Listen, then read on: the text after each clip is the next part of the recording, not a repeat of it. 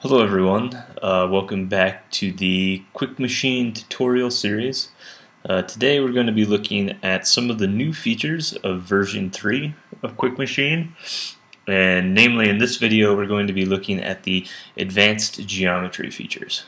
So I'm going to go ahead and assume that everybody has a background in version 2 and is for the most part able to fill out this form here and to know what these parameters mean.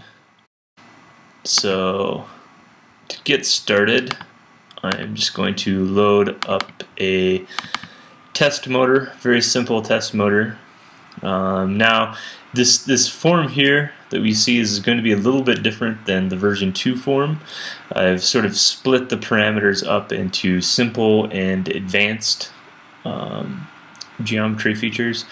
So if I wanted to, say, create a custom shape for my stator tooth that goes beyond these parameters, these 4 parameters, what I can do is I can click on the advanced button and then click shape tooth.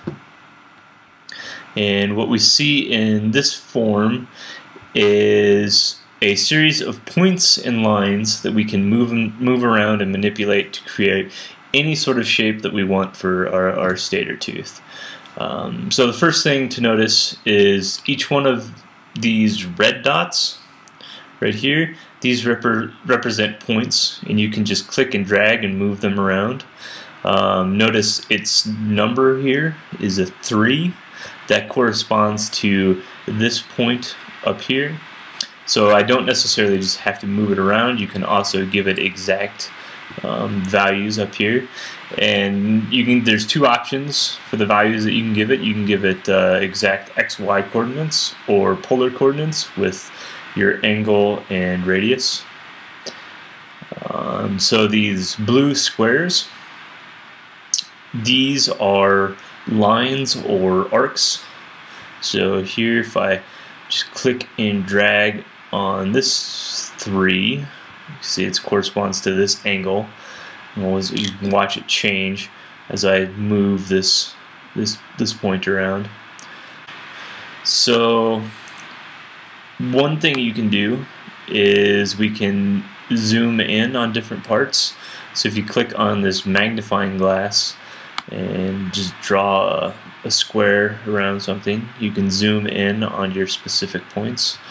You can click fit, and that will zoom to all the points that you have to be able to manipulate. Or you can click full, and you can look at the full motor. So one thing to notice is that as I move my points around, right, look, I'm not just editing my one tooth, I'm editing every single tooth. This may actually not be what you want. Perhaps you want to do a series of stator teeth where they alternate shapes, where this tooth has one shape, this tooth has another shape, this tooth has the same as that, and so on. There's some designs that look like that. So in that case, if you don't want every tooth to be exactly the same, you can click this cancel button, and you can go to the individual teeth and just hit shape tooth. So it takes you right back to the same form. Everything looks the same, except that now when I edit my tooth, I am only editing this tooth. Okay, so let's go ahead and change up the shape a little bit. So one thing you can do is if I right click on a point, I can delete it. Makes it a little bit simpler. Okay, and now another thing that you can do is if you right click on an arc, you can say interpolate, and what it does is it replaces this arc with 2 separate arcs centered on some point. So I've just added a new point.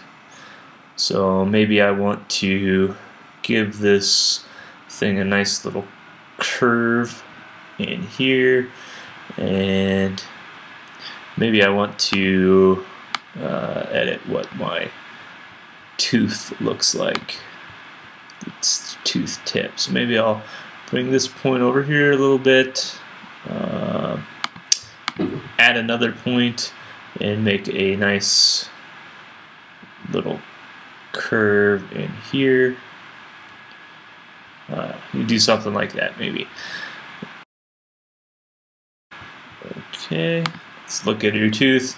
Maybe that's the shape you want for this particular tooth. Hit OK. And you see now it's changed my tooth shape over here. So one of the things I can do now that I've changed the shape of one tooth, if I click and drag and drop that shape onto another tooth, right, I can just copy that shape.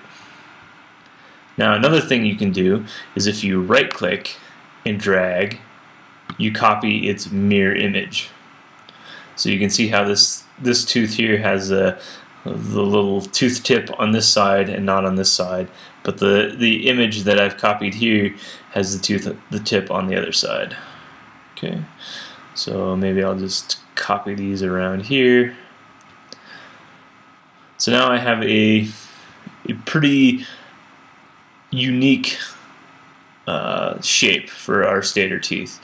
And another thing that you can do is, so right now every tooth is essentially the same angle apart. Maybe you want groups of teeth to be closer together.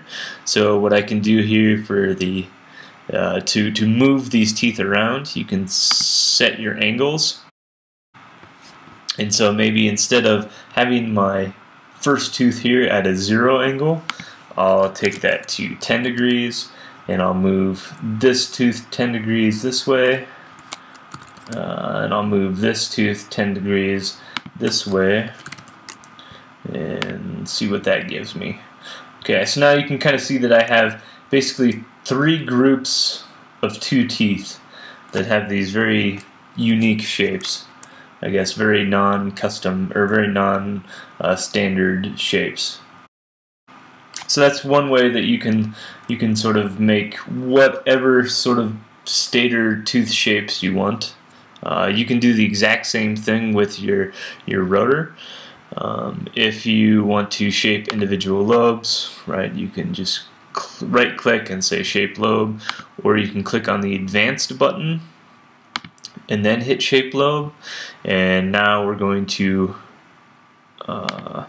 again, a reminder, since I hit the shape lobe button, if I edit one lobe, you're going to be editing them all. Okay, so let's just make these a little bit nicer. Here. Add a little curve in here. Okay. Let's see.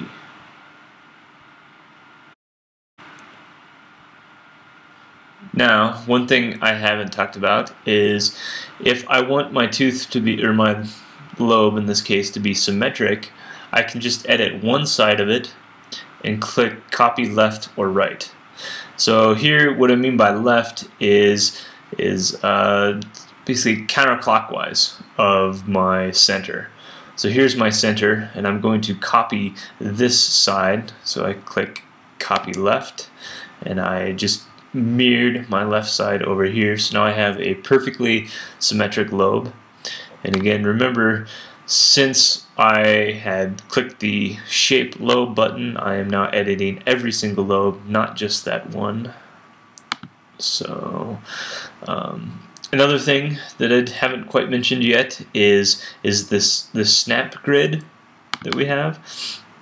So here you can kind of see some grid lines behind you. There's really not very many right now. If I say I want a line every 5 degrees, you can see I just added a bunch more of my grid lines, and I can say I want basically a circle around this thing every 0.1 inches. So now I have quite a few more of these lines, and the purpose of these is that if I'm moving my points around and I get close to the intersection, it'll automatically snap that point to those intersections.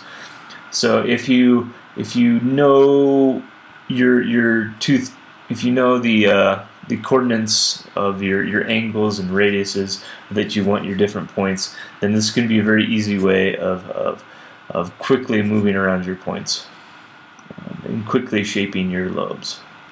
Okay.